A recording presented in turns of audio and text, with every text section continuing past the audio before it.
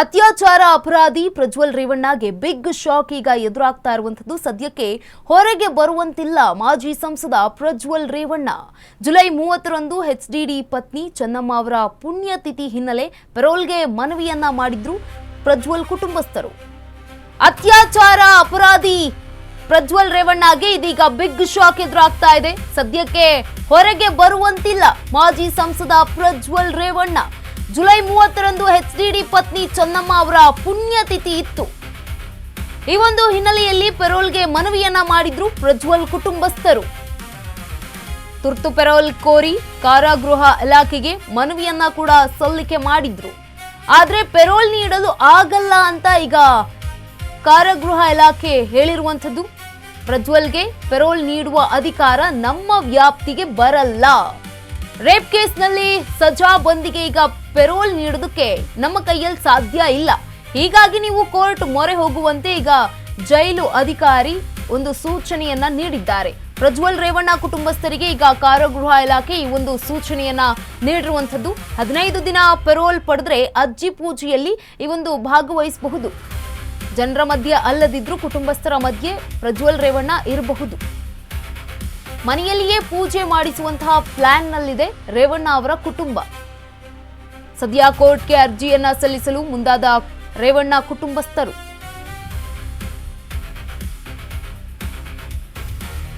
ಅತ್ಯಾಚಾರ ಅಪರಾಧಿ ಪ್ರಜ್ವಲ್ ರೇವಣ್ಣಗೆ ಈಗ ಬಿಗ್ ಶಾಕ್ ಎದುರಾಗ್ತಾ ಇದೆ. ಸದ್ಯಕ್ಕೆ ಹೊರಗೆ ಬರುವಂತಿಲ್ಲ ಮಾಜಿ ಸಂಸದ ಪ್ರಜ್ವಲ್ ರೇವಣ್ಣ.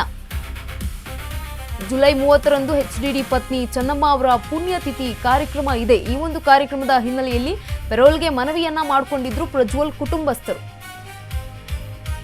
ತುರ್ತು ಪೆರೋಲ್ ಕೋರಿ ಕಾರಾಗೃಹ ಇಲಾಖೆಗೆ ಮನವಿಯನ್ನ ಕೂಡ ಮಾಡಿಕೊಂಡಿದ್ರು ಪ್ರಜ್ವಲ್ ರೇವಣ್ಣ ಕುಟುಂಬಸ್ಥರು. ಜೊತೆಗೆ ವಕೀಲರು ಕೂಡ ಮನವಿಯನ್ನ ಮಾಡಿಕೊಂಡಿರುವಂತದ್ದು. ಆದ್ರೆ ಪೆರೋಲ್ ನೀಡಲು ಆಗಲ್ಲ ಅಂತ ಕಾರಾಗೃಹ ಇಲಾಖೆ ಈಗ ಸ್ಪಷ್ಟನೆಯನ್ನ ನೀಡಿದೆ. ಪ್ರಜ್ವಲ್ಗೆ ಪೆರೋಲ್ ನೀಡುವಂತಹ ಅಧಿಕಾರದ ವ್ಯಾಪ್ತಿ ನಮ್ಮಲ್ಲಿ ಬರಲ್ಲ, ನಮ್ಮ ವ್ಯಾಪ್ತಿಗೆ ಬರಲ್ಲ. ರೇಪ್ ಕೇಸ್ನಲ್ಲಿ ಸಜಾ ಬಂದಿಗೆ ಈಗ ಪೆರೋಲ್ ನೀಡೋದಕ್ಕೂ ಕೂಡ ಸಾಧ್ಯ ಇಲ್ಲ ಅಂತ ಅವ್ರು ಹೇಳಿರುವಂತದ್ದು.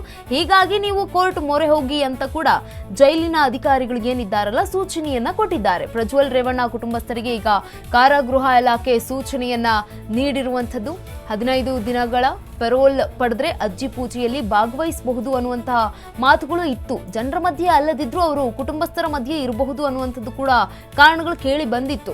ಮನೆಯಲ್ಲಿಯೇ ಈ ಒಂದು ಪೂಜೆಯನ್ನ ಮಾಡಿಸುವಂತಹ ಪ್ಲಾನ್ ನಲ್ಲಿರುವಂಥದ್ದು ರೇವಣ್ಣ ಕುಟುಂಬಸ್ಥರು. ಹಾಗಾಗಿ ಈಗ ಕೋರ್ಟ್ಗೆ ಅರ್ಜಿಯನ್ನ ಸಲ್ಲಿಸೋದಕ್ಕೆ ಮುಂದಾಗಿರುವಂಥದ್ದು. ಆದ್ರೆ ಆಗ್ಲಿಲ್ಲ. ಕಾರಣ ಯಾಕಂತಂದ್ರೆ ನೀವು ಕೋರ್ಟ್ಗೆ ಹೋಗಿ ಈ ಒಂದು ಪೆರೋಲ್ ಬೇಕು ಅಂತಂದ್ರೆ ನೀವು ಕೋರ್ಟ್ಗೆ ಹೋಗ್ಬೇಕು, ಈ ಒಂದು ವ್ಯಾಪ್ತಿಗೆ ನಮ್ಮಲ್ಲಿ ಬರಲ್ಲ ಅನ್ನುವಂತಹ ಮಾಹಿತಿಯನ್ನ ನೀಡಿರುವಂಥದ್ದು.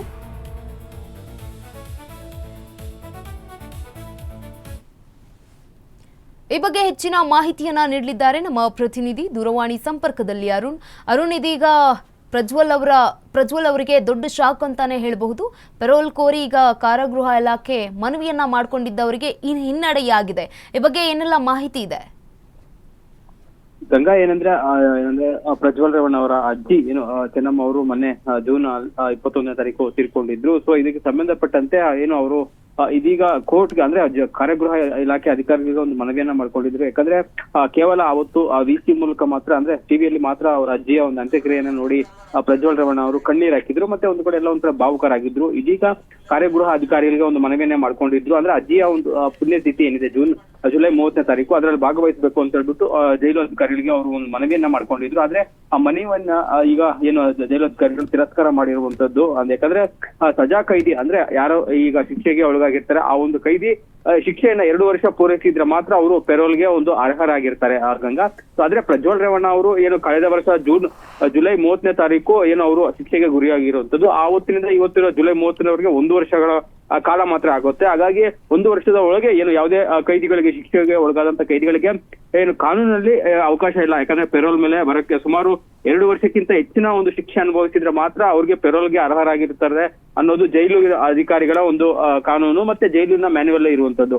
ಸೊ ಹಾಗಾಗಿ ಈಗ ಪ್ರಜ್ವಲ್ ರೇವಣ್ಣ ಅವರು ಸಲ್ಲಿಸಿದ್ರು ಜುಲೈ 30ನೇ ತಾರೀಕು ಹೋಗ್ಬೇಕು ಅಂತ ಹೇಳ್ಬಿಟ್ಟು. ಅದಕ್ಕೆ ಈಗ ಜೈಲು ಅಧಿಕಾರಿಗಳು ತಿರಸ್ಕಾರ ಮಾಡಿರುವಂತದ್ದು. ಅಂದ್ರೆ ಈ ಪೆರೋಲ್ ಕೊಡಕ್ಕೆ ಆಗೋದಿಲ್ಲ ಅಂತ ಹೇಳ್ಬಿಟ್ಟು ಜೈಲು ಅಧಿಕಾರಿಗಳು ಪ್ರಜ್ವಲ್ ರೇವಣ್ಣ ಅವರ ಒಂದು ಅರ್ಜಿಗೆ ಹೇಳಿರುವಂತದ್ದು. ಆದ್ರೆ ಇದೀಗ ಕುಟುಂಬಸ್ಥರ ಮೂಲಕ ಪ್ರಜ್ವಲ್ ರೇವಣ್ಣ ಅವರು ಕೋರ್ಟ್ಗೆ ಒಂದು ಅರ್ಜಿಯನ್ನ ಸಲ್ಲಿಸಿ ಅಂತ ಏನೋ ಒಂದು ತಿಳಿ ಹೇಳಿದ್ದಾರೆ ಅನ್ನೋ ಒಂದು ಮಾಹಿತಿ ಸಹ ಲಭ್ಯವಾಗಿರುವಂತದ್ದು. ಅಂದ್ರೆ ಜುಲೈ 30 ತಾರೀಕು ಏನು ಅವರ ಅಜ್ಜಿಯ ಪುಣ್ಯತಿಥಿ ಇದೆ, ಆ ಒಂದು ಪುಣ್ಯತಿಥಿಯಲ್ಲಿ ಕೇವಲ ಏನು ಸಾರ್ವಜನಿಕವಾಗಿ ಅಲ್ಲ ಅಂದ್ರೂ ಸಹ ಮನೆಯಲ್ಲಿ ಏನು ಪೂಜೆ ಮಾಡ್ತಾರೆ, ಫೋಟೋಗಳನ್ನ ಇಟ್ಟು ಅಲ್ಲಿ ಆದ್ರೂ ಭಾಗವಹಿಸಿ ಒಂದು ರೀತಿ ಕುಟುಂಬದ ಒಂದು ಕಷ್ಟದಲ್ಲಿ ಮತ್ತು ದುಃಖದಲ್ಲಿ ಭಾಗಿಯಾಗಬೇಕು ಅನ್ನೋದು ಸಹ ಪ್ರಜ್ವಲ್ ರೇವಣ್ಣ ಅವರ ಒಂದು ಆಸೆ ಆಗಿರುವಂತದ್ದು. ಅದೇ ರೀತಿ ಕುಟುಂಬಸ್ಥರು ರೇವಣ್ಣ ಅವರು ಅವ್ರ ತಂದೆ ರೇವಣ್ಣ ಇರ್ಬೋದು ಮತ್ತೆ ಅವ್ರ ತಾಯಿ ಭವಾನಿ ಅವರ ಒಂದು ಆಸೆ ಇರುವಂತದ್ದು. ಯಾಕಂದ್ರೆ ಅವತ್ತು ಚೆನ್ನಮ್ಮ ಅವರ ಒಂದು ಅಂತ್ಯಕ್ರಿಯೆ ಸಂದರ್ಭದಲ್ಲಿ ಕುಟುಂಬಸ್ಥರು ಎಲ್ಲರೂ ಸಹ ಭಾಗಿಯಾಗಿದ್ರು, ಮತ್ತೆ ಪೂಜೆ ಮಾಡುವಂತ ಸಂದರ್ಭದಲ್ಲಿ ಸಹ ಪ್ರಜ್ವಲ್ ಬಿಟ್ಟು ಎಲ್ಲ ಕುಟುಂಬಸ್ಥರು ಭಾಗಿಯಾಗಿದ್ರು. ಅಟ್ಲೀಸ್ಟ್ ಇವತ್ತು ಈಗ 30 ತಾರೀಕಿನ ಪುಣ್ಯತಿಥಿ ಇದೆ, ಆ ಒಂದು ಸಂದರ್ಭದಲ್ಲಿ ಆದ್ರೂ ಸಹ ಪ್ರಜ್ವಲ್ ರೇವಣ್ಣ ಮನೆಯಲ್ಲಿ ಪೂಜೆ ಮಾಡಿದ್ರೆ ಒಂದಷ್ಟು ಏನಾದ್ರು ನೆಮ್ಮದಿ ಸಿಗುತ್ತೆ, ಮತ್ತೆ ಕಷ್ಟದಲ್ಲಿ ಭಾಗಿಯಾಗೋ ರೀತಿಯಲ್ಲಿ ಒಂದು ಕುಟುಂಬಕ್ಕೆ ನೆಮ್ಮದಿ ಇರುತ್ತೆ ಅನ್ನೋದು ಅವರ ತಂದೆ ತಾಯಿಯ ಒಂದು ಆಸೆ ಆಗಿರುವಂತದ್ದು. ಹಾಗಾಗಿ ಈಗ ಒಂದು ತಯಾರಿ ಮಾಡ್ತಾ ಇದ್ದಾರೆ ಕೋರ್ಟ್ಗೆ ಅರ್ಜಿಯನ್ನ ಸಲ್ಲಿಕೆ ಮಾಡಕ್ಕೆ. ಅದು ಯಾವ ರೀತಿ ವಿಚಾರಣೆ ಆಗುತ್ತೆ ಕೋರ್ಟ್ ಅಲ್ಲಿ, ಅಥವಾ ತುರ್ತು ವಿಚಾರಣೆಗೆ ಏನಾದ್ರು ಮನವಿ ಮಾಡ್ತಾರೆ ಏನು ಅನ್ನೋದಷ್ಟು ಇನ್ನಷ್ಟೇ ಮುಂದೆ ಹೈಕೋರ್ಟ್ ಮುಂದೆ ಬರ್ಬೇಕಾಗಿರುವಂತದ್ದು. ಗಂಗಾ, ಧನ್ಯವಾದ ಅರುಣ್ ತಮ್ಮೆಲ್ಲ ಮಾಹಿತಿಗಾಗಿ.